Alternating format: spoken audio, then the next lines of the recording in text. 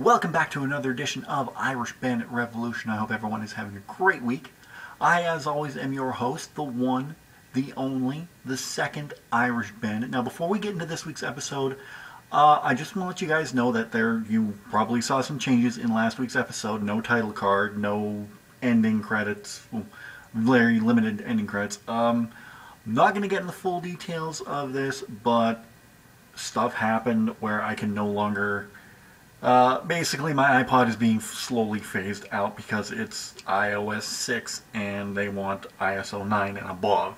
So I'm actually using a YouTube editor, which actually kind of works pretty well, but they're removing the damn thing as of September 20th. So I don't know. I'm going to see what happens from here, but I'm going to finish out the season nonetheless. I'm that committed. So you're going to see some small changes, nothing too big, but like I said, Irish Bandit Revolution, I'm going to finish off the season. I'll get into more detail once this season is over about what's going to happen from here on out. Anyway, let's get right into this week's episode. We are continuing from last week. If you did not watch that episode, go back, watch part 1 of my 2-part Saw retrospective right here. I'm going to have it again at the end of the episode. So, let's just get right into this. We're going to jump right into what I think was the weakest of the series, that being Saw 4. The DVD reads, when SWAT Commander Rig is abducted and thrust into a game, the last officer untouched by Jigsaw has but 90 minutes to overcome a series of demented traps and save an old friend, or face the deadly consequences. So we were first introduced to SWAT Commander Rig back in number 2, I believe it was. Yeah, he was in number 2. He was with the SWAT team along with Detective Eric Matthews, who raided Jigsaw's warehouse and was there watching as the previous game in number 2 unfolded with Daniel, Eric's son. So Lieutenant Rig is back this time around. He has to face a game of his own involving Detective Matthews. While this is going on, we're trying to figure out, because Jigsaw died in the previous one, we're trying to figure out who Jigsaw's new accomplice is. Amanda died in number 3 as well, so we are left clueless as to who it is. We think it's one person, but they do the old bait and switch on us, and it's somebody completely different. And while this is going on, yeah, a third subplot, you have the plot of Saw 3 going on. Because this is where I do still think that Saw 4 is probably the weakest, because the first time I watched it, I think I might have been overly tired and I did not understand what the hell was going on the whole time. It's like, what's going on here? And then you have Jeff from part 3 show up. Like, what, is this a flashback? It took me listening to Darren Lynn Bousman's commentary on this DVD set to realize, oh, the events of Saw 4 are happening during the events of Saw 3, which I think really undermines Saw 3, honestly. Now, if they would have just kept it, made it its own movie, like at a different time point, then it would have been okay. But when you start mashing storylines together like that, it gets really confusing. Like, I live by the philosophy of keep it simple, stupid. And they should have kept this one simple instead of trying to overly overcomplicate things. And it just... to me, it didn't work well. You had some things that were great in this, like you had the whole Rig storyline, where he was, do you save people or do you let it be? Because all this got to the end with Eric Matthews in just one of the most gruesome scenes I've ever witnessed on film. So, yeah, Saw 4 is probably, if I had to rank them all, this would probably be at the bottom of the list for me. Lynn Bousman returned for the third and final time to direct Saw 4, and it was the first Saw movie that was written by the writing team of Patrick Melton and Marcus Dunstan, and again was executive produced by James Wan, Lee Winnell, and Stacey Testero. Saw 4 had an overall budget of $10 million and pulled in $63 million total box office earnings at the end of December of 2007. The overall score, though, from Rotten Tomatoes was 17% rotten. But the fan score more than made up for that, being 62%. This one was well liked by the fans, more than the others. Yeah, more than the others. But again, myself, I love the Saw movies, but this one, if I had to rank them, is on the bottom of my list. So $63 million pulled in at the box office. Hell yeah, Lionsgate said, let's make another one. Which came? Saw 5. This one right here with the dude in the box.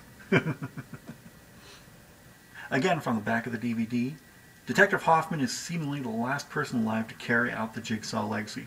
Spoiler alert. But when his secret is threatened, he must go on the hunt to eliminate all loose ends. This is probably one of the shortest write-ups I've ever seen on a DVD case. Like, yeah, even the Saw 6 one is longer than that.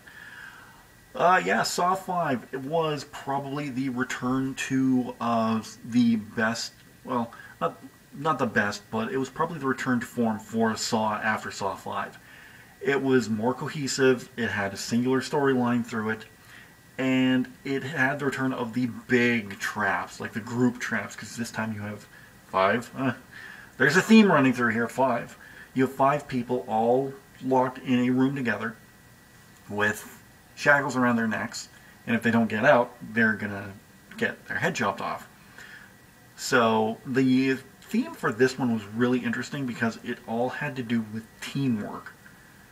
Like, they were told, go against your basic instincts and do the opposite.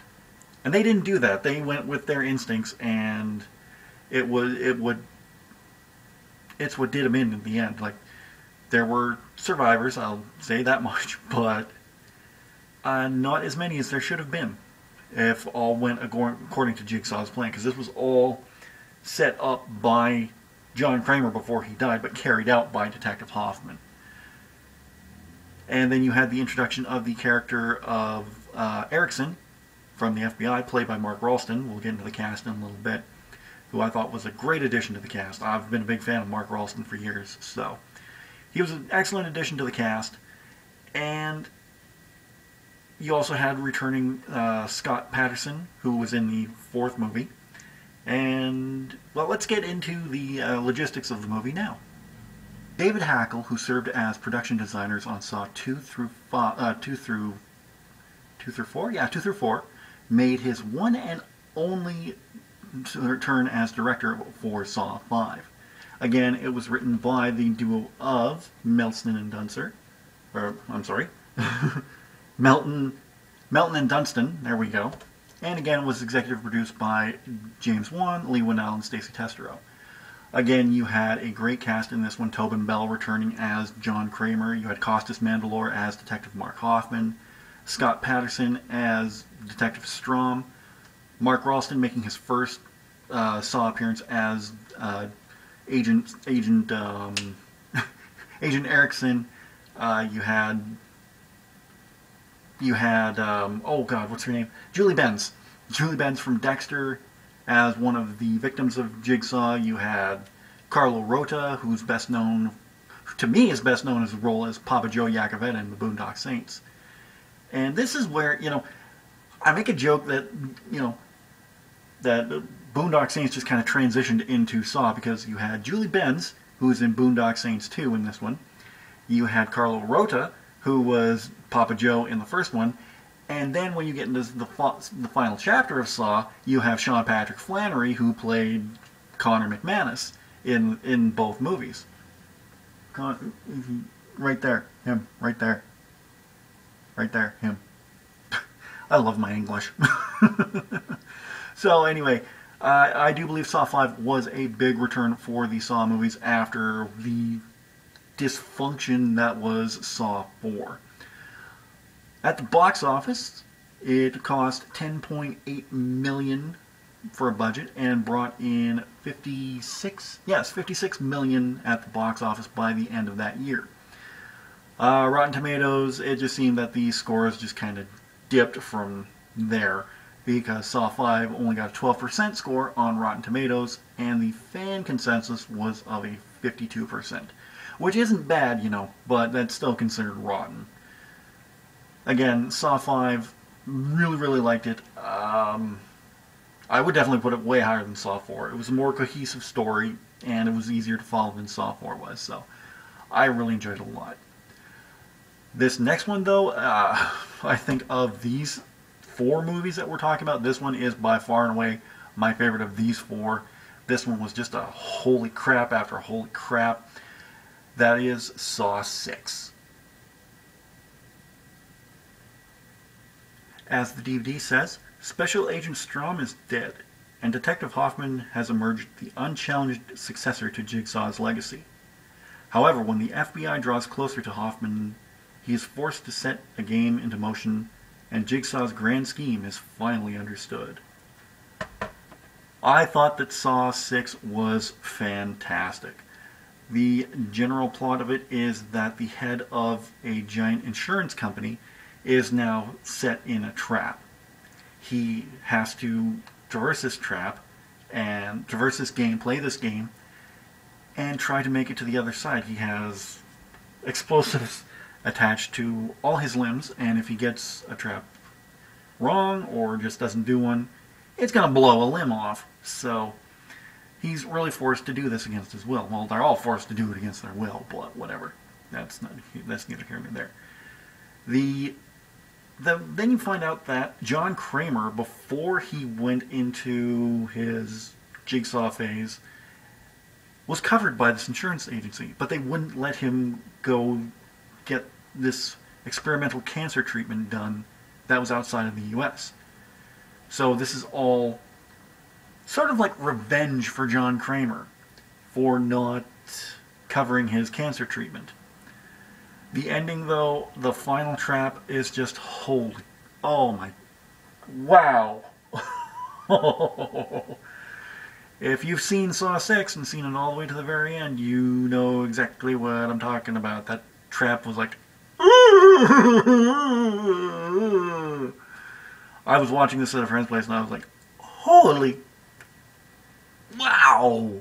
That was amazing. Saw 6 was once again written by Marcus Dunstan and Patrick Melter. I don't remember their names. Patrick Melton, sorry, and Marcus Dunstan. And this time was directed by former editor Kevin Groyd. Gruert? It's a weird name. Kevin Gruert. If I'm saying that wrong, I'm completely sorry. Saw 6 cost $11 million to make and brought in $27 million at the box office. Still quite a success, but still didn't bring in as much as any of the previous movies. Like even if you look at Saw 5, Saw 5 brought in $56 million and Saw 6 only brought in $27 million.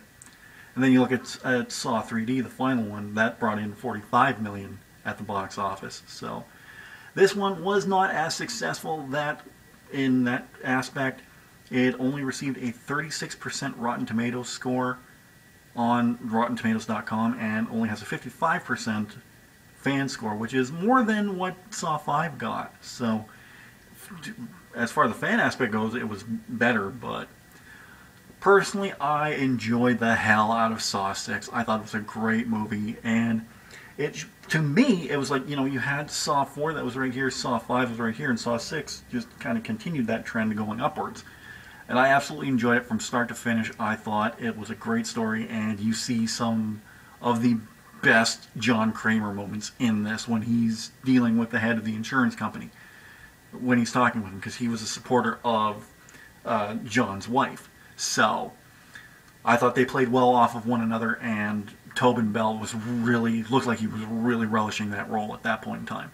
So I enjoyed Saw 6. It is one I could watch over and over again, and that's not because I'm a gore junkie, but I could just watch it over and over again. So all good things must come to an end. That held true for Saw when, well, this says final chapter. It was the final chapter for about 8 years, but we'll get into that in a little bit. This was also the first and only Saw movie in 3D, so it was like Saw 3D, the final chapter 7. That's like Rambo. We'll get into that in a little bit.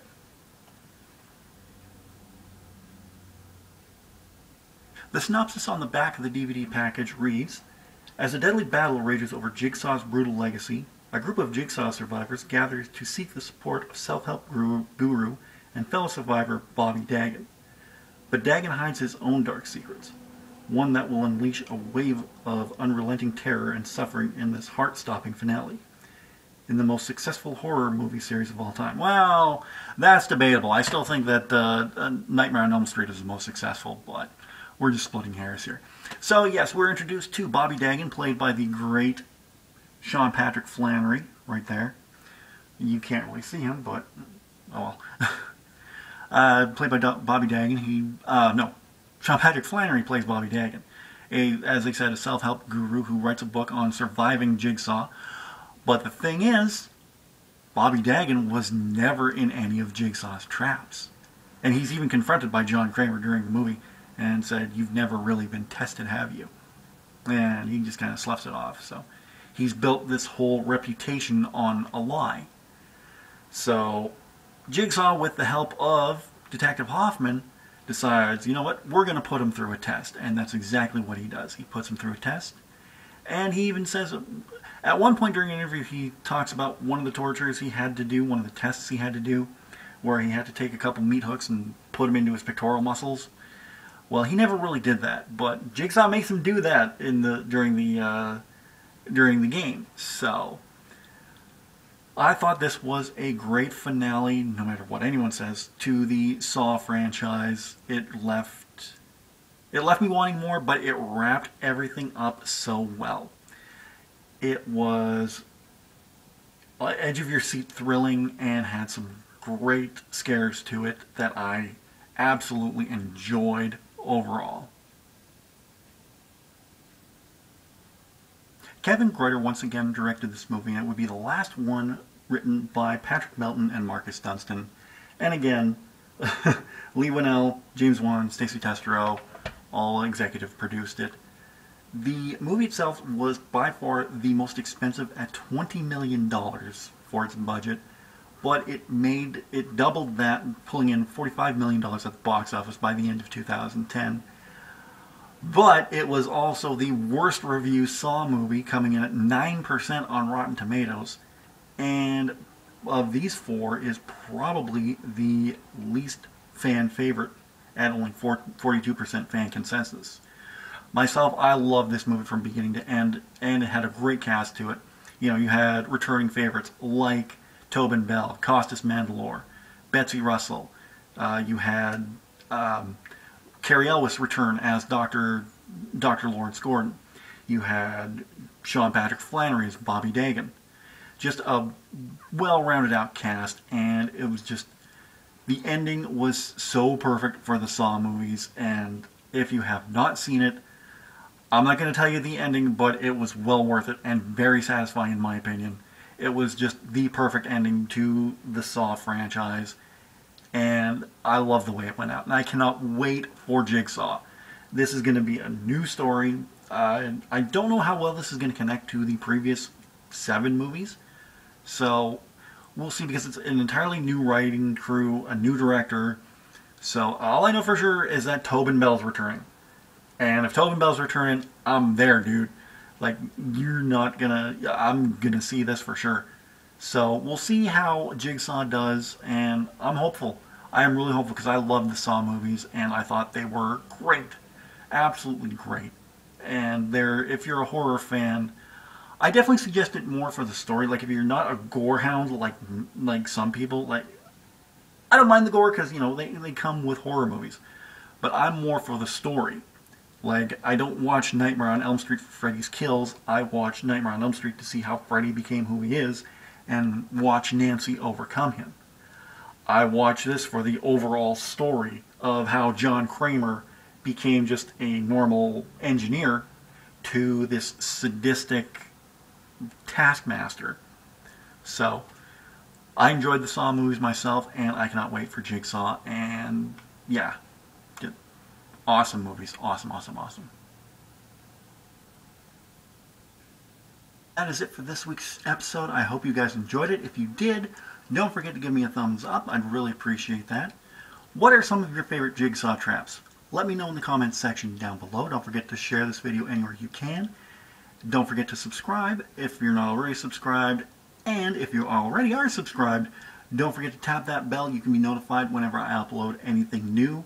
I'm not going to say, check, over here is last week's episode because I did that at the beginning of the episode. So, but I'll have a card at the end of that, end of this episode for that as well. I will be back next week. We're gonna keep rolling the hype train to Saskatoon Expo. I'm going to be talking about my experiences at the past 4 Saskatoon Expos, and then the week afterwards, I'm going to be talking about my expectations. Oh, guys, they made a new announcement for Saskatoon Expo this last week. Oh, guys.